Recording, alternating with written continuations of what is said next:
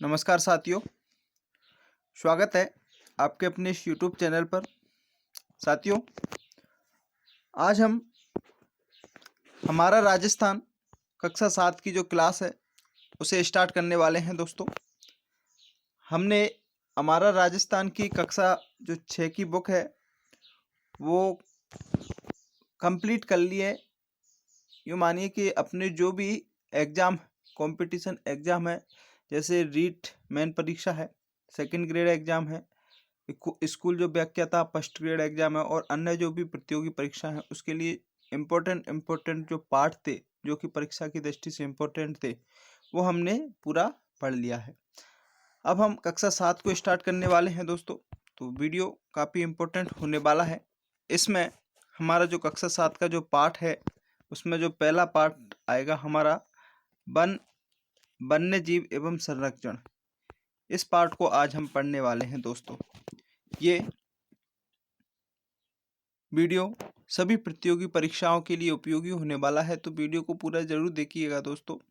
और आप भी जिस भी कंपटीशन की तैयारी कर रहे हो, खासकर रीट जो थर्ड ग्रेड का जो मेन एग्ज़ाम है जो कि जनवरी में प्रस्तावित है, और स्कूल व्याख्याता वाले सेकंड ग्रेड वाले सभी विद्यार्थियों के लिए ये उपयोगी है, क्योंकि ज़्यादातर जो प्रश्न है वो राजस्थान जीके में बोर्ड की बुकों से ही उठा या फिर बोर्ड की बुकों से ही लिए जाते हैं।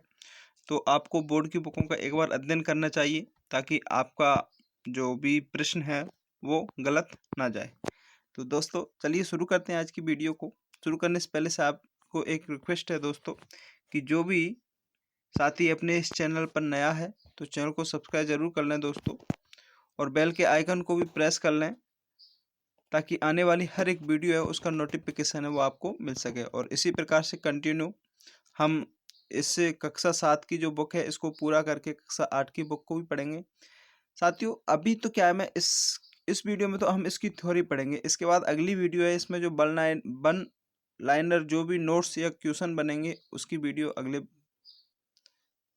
अगले सेशन में अपन उन पर बात करेंगे। तो दोस्तों, आज हम इसकी थ्योरी पर बात करते हैं। चलिए शुरू करते हैं वीडियो को। वन्य जीव संरक्षण पार्ट फर्स्ट है साथियों।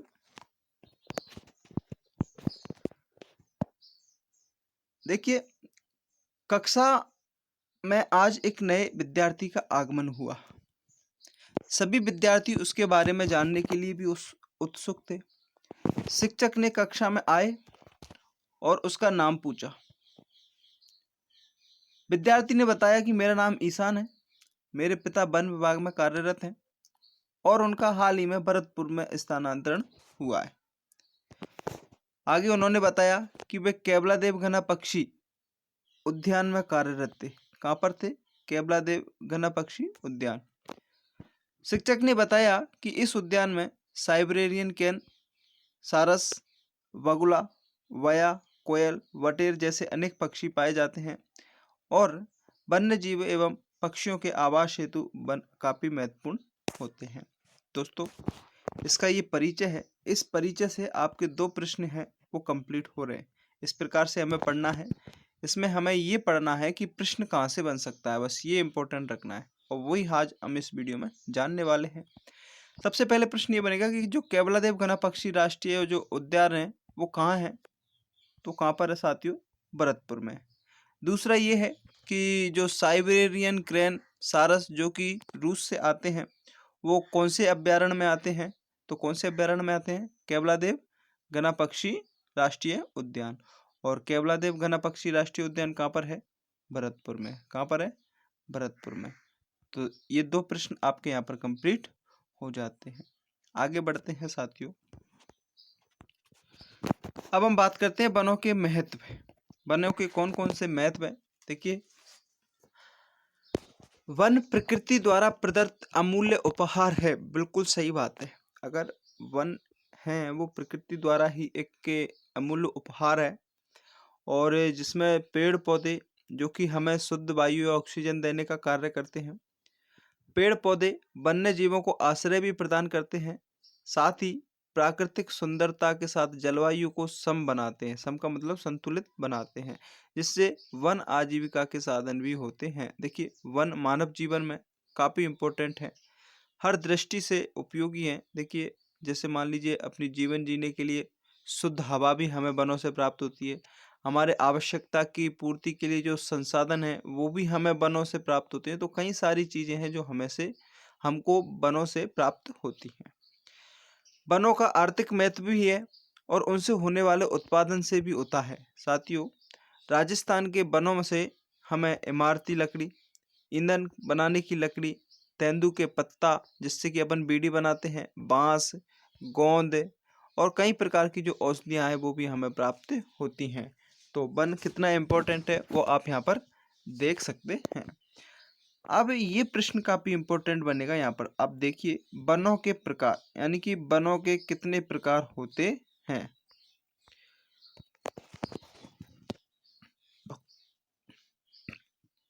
राजस्थान राज्य के कुल क्षेत्रफल का 10वां भाग है जो वन क्षेत्र है। अपना जो राजस्थान है जिसका जो कुल क्षेत्र है उसका 10वां भाग कौन सा क्षेत्र माना जाता है? वन क्षेत्र माना जाता है। और अब अगर हम बात करें कि जो राजस्थान है, राजस्थान में सर्वाधिक वन कहाँ पर पाए जाते हैं और न्यूनतम वन कहाँ पाए जाते हैं? तो सर्वाधिक का मतलब प्लस और न्यूनतम का मतलब माइनस। हम बात करते हैं राजस्थान में सर्वाधिक वन। तो राजस्थान में जो सर्वाधिक वन है वो कहाँ पाए जाते हैं? उदयपुर में। इंपॉर्टेंट प्रश्न है, इसको स्टार लगा लीजिए कि उदयपुर में राजस्थान में सर्वाधिक वन पाए जाते हैं। और न्यूनतम की बात करें तो कहाँ पर पाए जाते हैं? चूरू में। ये राजस्थान की कक्षा 7 की जो हमारा राजस्थान की बुक है उसमें दे रखा है और ये इम्पोर्टेंट है। यही अगर एग्जाम में आता है तो सर्वाधिक में उदयपुर लगाना है और न्यूनतम में क्या लगाना है? चूरू लगाना। तो 2 प्रश्न आपके यहाँ से कंप्लीट होते हैं। इस प्रकार से आपको पढ़ना है दोस्तों। वीडियो अच्छी लगे तो पूरा ज़रूर देखिएगा और अपने दोस्तों को भी शेयर कीजिएगा और लाइक भी कीजिए। और चैनल पर नए हैं तो सब्सक्राइब भी कर लें, क्योंकि अब इसी प्रकार की वीडियो अपने इस चैनल पर आपको मिलती रहेंगी। और अपने दोस्तों को भी शेयर कीजिएगा। वनों के प्रकार की बात करते हैं दोस्तों। तो वनों को 3 भागों में विभाजित किया है। कितने भागों में किया है? 3 भागों में। नंबर 1 आरक्षित वन, नंबर 2 सुरक्षित वन और एक नंबर 3 आता है जिसे अपन अवर्गीकृत वन के नाम से जाना जाता है, जो कि अपन आगे पढ़ने वाले हैं। यहाँ पर देख लीजिए अवर्गीकृत वन। आरक्षित वन में क्या होता है कि ये वन है पहले तो सरकारी नियंत्रण में होते हैं। पहली बात, आरक्षित वन कैसे होते हैं? सरकारी नियंत्रण में होते हैं। दूसरी बात यह है कि ये पर्यावरण की दृष्टि से भी महत्वपूर्ण होते हैं और इनमें पशु चराने व लकड़ी काटने का प्रतिबंध होता है। अब यहाँ से प्रश्न किस प्रकार आएगा? प्रश्न आएगा कि वनों का वह प्रकार जिसमें पशु चराने व लकड़ी काटने का प्रतिबंध होता है, तो वो कौन सा आएगा? आरक्षित वन आएगा।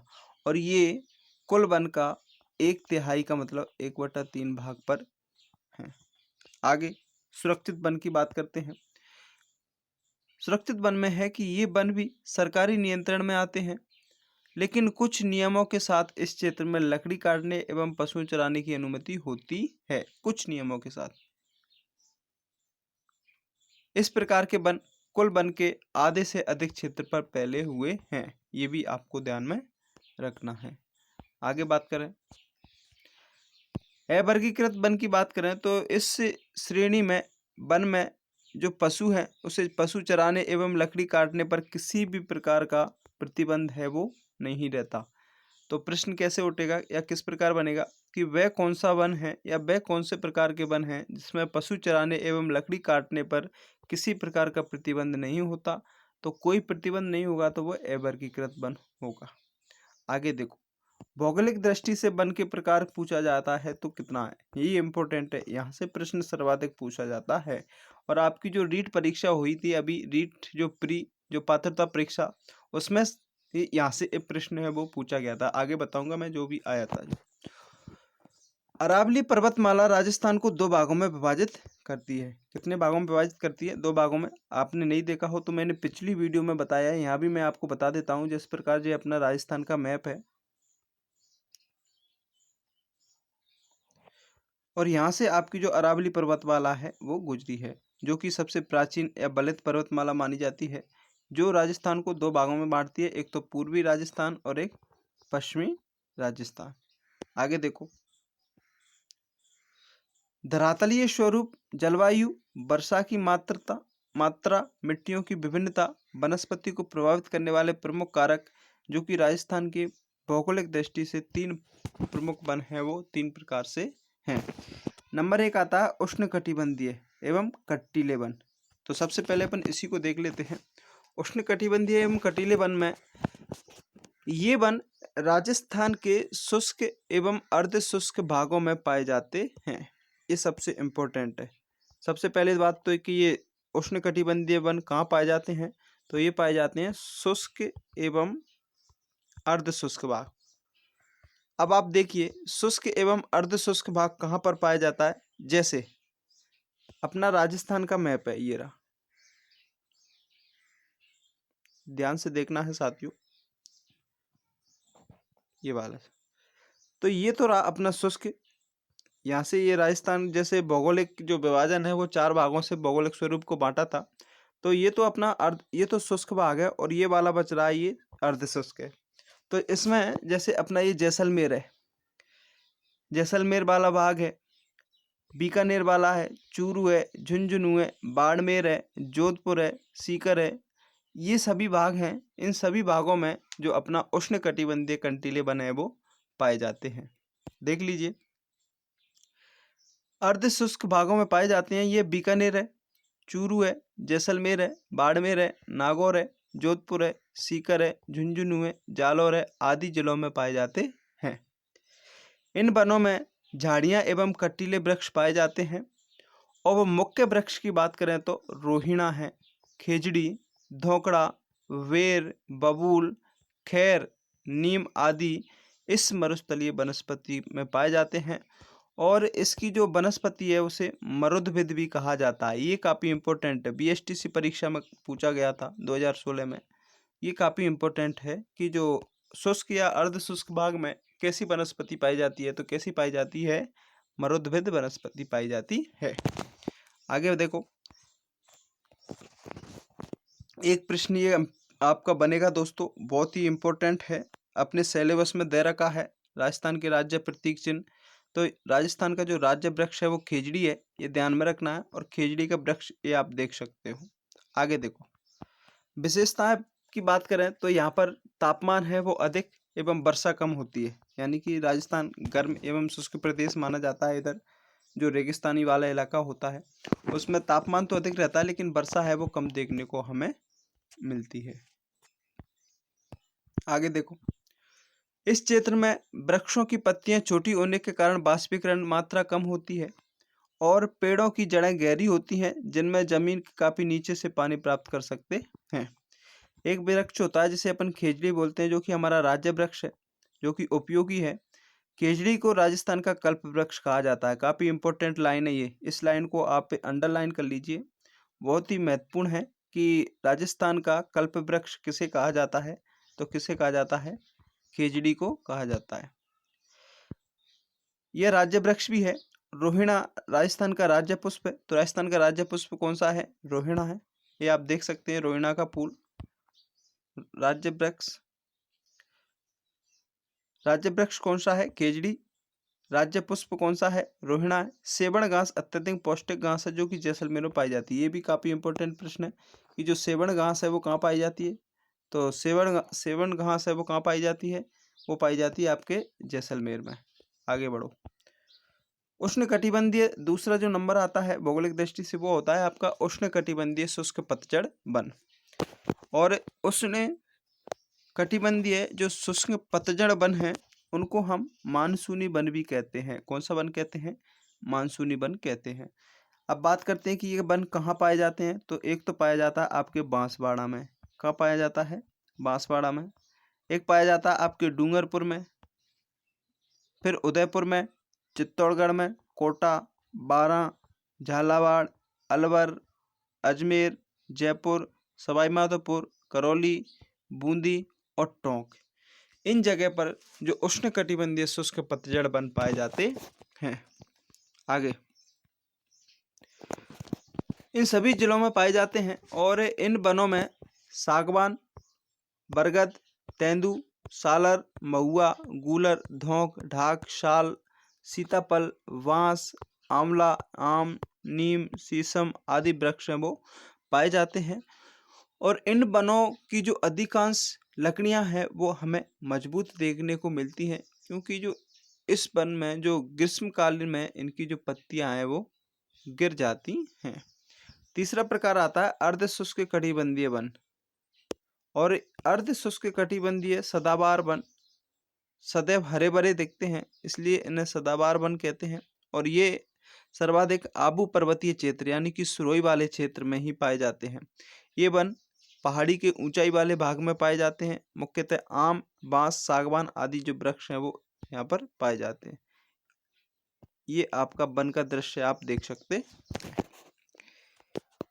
आगे बात करें दोस्तों, तो हम बात करते हैं राष्ट्रीय उद्यान की। किसकी बात करते हैं? राष्ट्रीय उद्यान। राष्ट्रीय उद्यान राजस्थान में कितने हैं साथियों? 3 हैं। यहाँ से आपका प्रश्न 100% बनेगा, तो इस वाले भाग को आपको अच्छे से देखना है। राष्ट्रीय उद्यान वन्यजीव अभ्यारण्य एवं संरक्षित क्षेत्र हमारी प्राकृतिक के वनस्पति एवं वन्य जीवों को सुरक्षित बनाए रखने के लिए है। और राजस्थान में 3 राष्ट्रीय उद्यान है। कितने हैं? 3। नंबर 1 केवलादेव राष्ट्रीय उद्यान, दूसरा रणथंभौर और तीसरा मुकुंदरा हिल्स। बस इसमें कोई खास बात याद नहीं रखनी, केवल ये तीनों के नाम याद रखने हैं कि केवलादेव कहाँ पाया जाता है। तो केवलादेव पाया जाता है आपके भरतपुर जिले में। रणथंभौर कहाँ पाया जाता है? सवाई माधोपुर में। और मुकुंदरा हिल्स कहाँ पाया जाता है? कोटा और चित्तौड़गढ़ जिले में पाया जाता है। दूसरी बात क्या याद रखनी है? दूसरी बात ये रखनी है कि केवलादेव किसके लिए प्रसिद्ध है? तो ये है आपके साइबेरियन क्रेन के लिए प्रसिद्ध है। रणथंभौर किसके लिए प्रसिद्ध है? बाघ के लिए प्रसिद्ध है, ये याद में रखना है। और मुकुंदरा हिल्स जो कि राष्ट्रीय उद्यान है वो किसके लिए प्रसिद्ध है? तो ये है आपके रीछ, जरक, गीदड़, सांबर, चीतल, नीलगाय, चिंकारा, सियार आदि के लिए इम्पोर्टेंट है। तो इसमें कोई खास बात नहीं है दोस्तों, बस ये चीज़ें आपको ध्यान में रखनी है। आगे बात करते हैं वन्य जीव अभ्यारण्य। देखिए, अभ्यारण्य का अर्थ होता है अभय प्लस अरण्य। अभय का मतलब होता है, अय का मतलब नहीं, भय का मतलब डर, अरण्य का मतलब होता है वन, अर्थात ऐसा वन जिसमें किसी प्रकार का कोई डर नहीं हो। वन्य जीवों के लिए सुरक्षित वन अभ्यारण्य कहलाता है। अब हम बात कर लेते हैं अभ्यारण्यों की कि कौन कौन से अभ्यारण्य जो हमारे लिए इंपॉर्टेंट होने वाले हैं। नंबर 1 आता है राष्ट्रीय मरु उद्यान, जो कि कहाँ पर है? जैसलमेर और बाड़मेर में। राजस्थान का सबसे बड़ा उद्यान माना जाता है, अभ्यारण्य माना जाता है राष्ट्रीय मरु उद्यान। और ये किसके लिए प्रसिद्ध है? तो ये गोडावन पक्षी के लिए प्रसिद्ध है। और गोडावन क्या है? अपना राज्य पक्षी है। क्या है? राज्य पक्षी।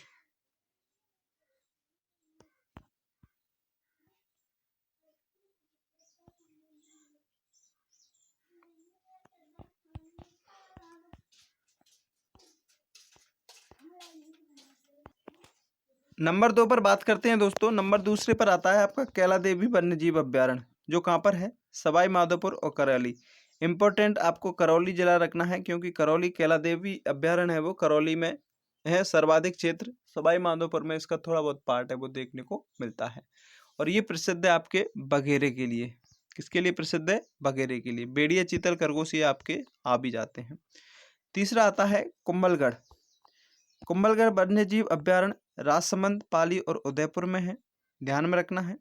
और ये बाघ, भालू और चिंकारा और नीलगाय के लिए प्रसिद्ध माने जाते हैं। नंबर 4 पर आपका आता है फुलवारी की नाल, उदयपुर में है। कहाँ पर है? उदयपुर में है। काफ़ी इम्पोर्टेंट है, पूछा गया है कि जो फुलवारी का नाल अभ्यारण्य है वो कहाँ है? तो उदयपुर में है। प्रसिद्ध किसके लिए है? बाघ के लिए, चीतल के लिए, सियार के लिए, भेड़िए के लिए और सांवर के लिए भी है। नंबर 5 पर आता है सरिस्का वन्यजीव अभ्यारण्य। कहाँ पर है? अलवर में। सरिस्का वन्यजीव अभ्यारण्य अलवर किसके लिए है? बाघ, जरक, चीतल, सांवर आदि के लिए प्रसिद्ध माना जाता है। टोडगल राबड़ी वन्यजीव अभ्यारण्य राजसमंद और अजमेर और पाली वाले क्षेत्र में है। ये तेंदुआ, भालू, बाज आदि के लिए प्रसिद्ध माना जाता है। काफ़ी इतना ज़्यादा इम्पोर्टेंट नहीं है, ये इम्पोर्टेंट है, स्टार लगा लीजिए। उड़न गिलहरी किसके लिए प्रसिद्ध है? सीता माता अभ्यारण्य। सीता माता अभ्यारण्य में कौन सी पाई जाती है? उड़न गिलहरी पाई जाती है। कहाँ है? प्रतापगढ़, चित्तौड़गढ़ और उदयपुर में। अगला है माउंट आबू। कहाँ पर है? सिरोही में। किसके लिए? जंगली मुर्गे के लिए। किसके लिए? जंगली मुर्गे के लिए। रामगढ़ विषधारी अभ्यारण्य बूंदी में है, किसके लिए? विषधारी सांप के लिए। जम्वा रामगढ़ वन्यजीव अभ्यारण्य ये अलग है, रामगढ़ अलग है और जम्वा रामगढ़ अलग है। रामगढ़ बूंदी में है जबकि जम्वा रामगढ़ जयपुर में है, किसके लिए? बघेरा के लिए प्रसिद्ध है। आगे बात करते हैं। राष्ट्रीय चंबल घड़ियाल वन्यजीव अभ्यारण्य कोटा, सवाई माधोपुर, करौली, धौलपुर और चंबल नदी के सारे ये पर है और घड़ियालों के लिए प्रसिद्ध माना जाता है। आगे देखो, यहाँ पर मैप में आप देख सकते हैं दोस्तों, राष्ट्रीय वन्यजीव अभ्यारण्य ताल चापर कहाँ पर है? चूरू में। राष्ट्रीय मरु उद्यान कहाँ पर है? जैसलमेर बाड़मेर में है। कई सारे जो और भी अभ्यारण्य हैं जिसमें हमने अभी जो पढ़े हैं वही हमें देखने को मिलेंगे। इनके अतिरिक्त और भी हैं, जैसे जवाहर सागर कोटा बूंदी चित्तौड़गढ़ में है, बंद बरेटा धौलपुर में है, भरतपुर में है, भैंसरोडगढ़ अभ्यारण्य बस्सी वन्यजीव अभ्यारण्य चित्तौड़गढ़ में है, सवाई मानसिंह वन्यजीव अभ्यारण्य सवाई माधोपुर में है, वन्यजीव अभ्यारण्य वन विहार वन्यजीव अभ्यारण्य रामसर वन्यजीव अभ्यारण्य और केसरबाग वन्यजीव अभ्यारण्य ये तीनों कहाँ पर हैं? धौलपुर में हैं। जैसमंद वन्यजीव अभ्यारण्य और सज्जनगढ़ वन्यजीव अभ्यारण्य ये सब कहाँ पर है? उदयपुर में है। नाहरगढ़ वन्यजीव अभ्यारण्य जयपुर में है। शेरगढ़ वन्यजीव अभ्यारण्य बारां में है। ताल छापर वन्यजीव अभ्यारण्य कहाँ पर है? चूरू में स्थित है। राजस्थान में जो रणथंभौर, सरिस्का एवं मुकुंदरा हिल्स बाघ संरक्षण परियोजना है तथा केवलादेव राष्ट्रीय उद्यान एवं सांवर झील जो वेटलैंड नभभूमि स्थल है जहाँ प्रवासी पक्षी आते हैं, जो कि वन्य जीव की श्रेणी में चिंकारा एवं पालतू श्रेणी में ऊंट राज्य पशु है। यानी कि वन्य जीव की श्रेणी में कौन सा है? चिंकारा, और पालतू श्रेणी में कौन सा है? ऊंट, जो कि अपने राज्य पशु माने जाते हैं। यहाँ पर आप देख सकते हैं राज्य पशु कौन है? चिंकारा, जो कि वन्य जीव की श्रेणी से है, और यहाँ पर ऊंट भी है जो किसकी दृष्टि से? पालतू श्रेणी की दृष्टि से है। आगे बात करते हैं साथियों वन्य संरक्षण के लिए। इसमें इम्पोर्टेंट चीज यही है कि राष्ट्रीय जो वन नीति है वो कब बनी थी? 1952 में, जबकि इसमें संशोधन कब हुआ था? 1988 में। इसके अनुसार राजस्थान यानी कि जो कुल भूभाग है उस पर 33% वन होना चाहिए, लेकिन राजस्थान की वन नीति 2010 में राजस्थान के संपूर्ण भूभाग के 20% पर ही वन आच्छादित है, जिससे कि अपना जो पारिस्थितिकी एवं पर्यावरण है वो संतुलित बना रहे और सामाजिक आर्थिक उन्नयन के लक्ष्यों की भी प्राप्ति हो सके। राजस्थान में वन क्षेत्र 10% पर ही है दोस्तों। वनों की अंधाधुंध कटाई एवं जागरूकता के अभाव के कारण राजस्थान में आरक्षित वन का क्षेत्रफल समय के साथ कम हुआ है और राजस्थान में वनों का विस्तार संरक्षण प्रत्येक नागरिक का दायित्व वो बनता है। आपका भी बनता है, हमारा भी बनता है कि हमें वन का संरक्षण करना चाहिए। वन संरक्षण के उद्देश्य से राज्य सरकार ने कई अनेक संस्थाओं द्वारा जनमानस में जागरूकता हेतु अभियान भी चलाए गए हैं। वनों की लकड़ी काटने पर पाबंदी लगाई गई है। वृक्षारोपण, चारागाह, विकास एवं सामाजिक वानिकी के कार्य भी किए गए हैं और जोधपुर में केंद्रीय शुष्क क्षेत्र अनुसंधान संस्थान खाजरी और शुष्क वन अनुसंधान संस्थान आपरी स्थित है। ये काफ़ी इम्पोर्टेंट है दोस्तों। एक तो होता है आपका काजरी अनुसंधान केंद्र और एक होता है आपका आपरी अनुसंधान केंद्र, शुष्क और अर्धशुष्क, जो कि कहाँ पर हैं? दोनों जोधपुर में। कहाँ पर हैं? जोधपुर में। ये दोनों इम्पोर्टेंट हैं। तो ये था आपका दोस्तों कक्षा 7 का जो पहला पार्ट, जो कि पूरा हो चुका है। इसके कुछ प्रश्न हैं वो देख लीजिए। राजस्थान राज्य का पक्षी, तो राजस्थान राज्य का पक्षी कौन है दोस्तों? घोड़ा वन है। राजस्थान राज्य के सदाबहार वन कहाँ पाए जाते हैं? तो वो पाए जाते हैं आपके माउंट आबू में।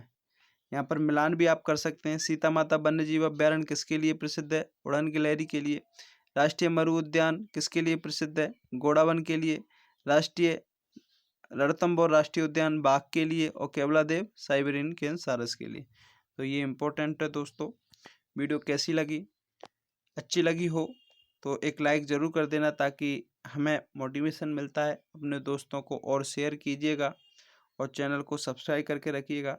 अगली वीडियो आपका इसमें जो इम्पोर्टेंट क्वेश्चन किस प्रकार से बन सकते हैं उसके ऊपर होगी।